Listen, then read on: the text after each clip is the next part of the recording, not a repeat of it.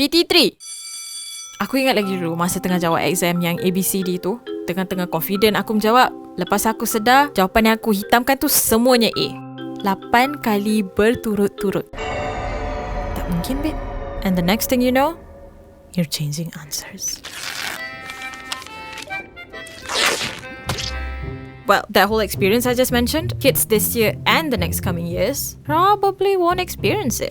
Recently, the Education Ministry announced the abolishment of PT3. The ministry said that school-based assessment will be used to determine students' performance in their studies instead. But before we get there, was PT3 really that different from PMR, SRP, and its nenek moyangs? The truth is, they're all standardized testing. And here's the thing. Standardized testing isn't this evil being that we all think it is. It's just used wrongly?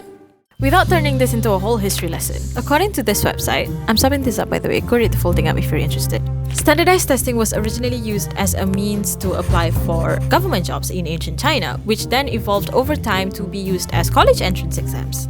But we've somehow managed to turn it into a way to see which student is doing well and which student is lagging behind. Well, sorry to break it to you, but these tests were not made for this reason. Every student is different. So why are we still insisting that examinations are the only way to measure students' progress?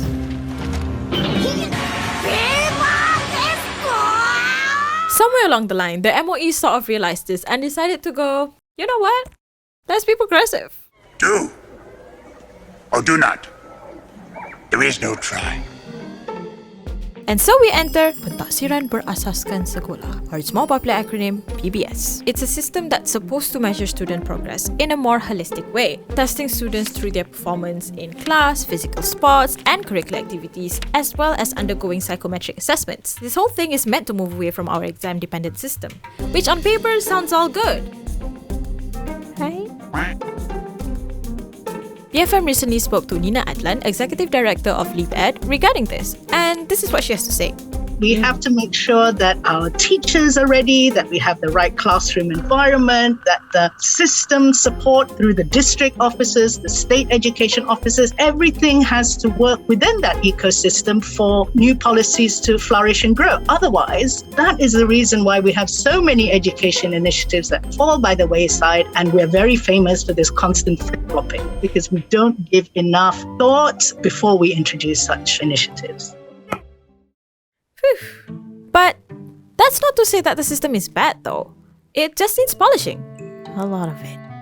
Let's take Finland for example, which is one of the top-ranked countries with high literacy and school completion rates. It's interesting that the education model that they have is somewhat similar to the one that we're trying to implement right now. So here are some things that we might want to take note of before we jump into this new education system all excited.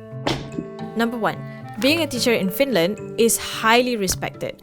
Not to say competitive, and after being selected, they won't undergo review processes anymore. Finland bets on their teachers to do whatever it takes to nurture a child, and that also means caring for the well-being of a child. Number 2, equality is the most important thing in Finnish education. Districts are empowered to provide funds to schools that need extra resources to help children, like special needs teachers or teachers who have background in multicultural learning.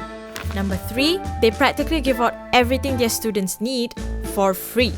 For free!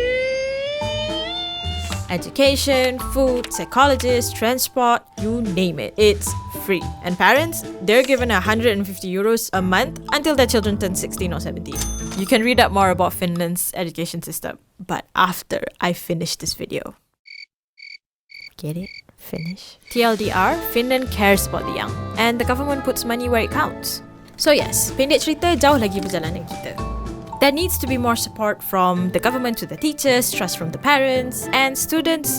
Y'all kinda have to unlearn this whole studying for exams thing too.